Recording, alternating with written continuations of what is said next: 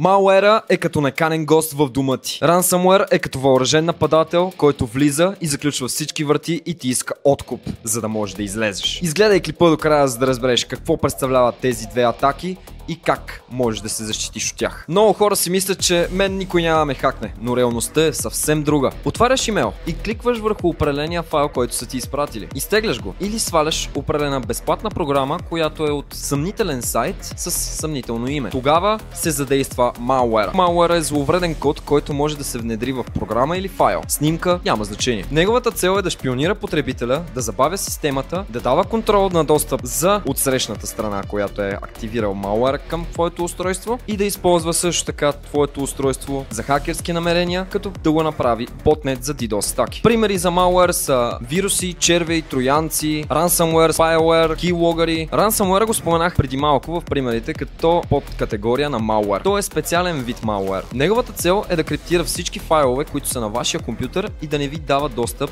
за определен период от време. Когато хакерът реши да ви даде достъп, вие трябва да сте платили определена сума пари, като например биткоини, за да можете вие да си върнете достъп до вашите файлове, снимки, документи. В повечето случаи, когато вие сте заразен с Ransomware, хакерът също прави копие на неговия сървър или машина на вашите файлове. Дори когато вие му платите, той може да ви освободи системата, но повечето пъти той взима тези файлове, които е копирал от вашата машина и ги качва в Dark Web. Това, което обясних за Ransomware, се случва не само на обикновени хора, но и на фирми. Също така и болници. Как да се предпазиш? Никога не сваляй файлове от съмнителни сайтове. Не отваряй прикачени файлове от непознати. Архивирай всичко редовно, като можете да използвате различни външни хард дискове или клауд услуги. Сподели това видео, ако ти е било интересно, и ми напиши в коментар коя тема искаш да разгледаме в следващия клип.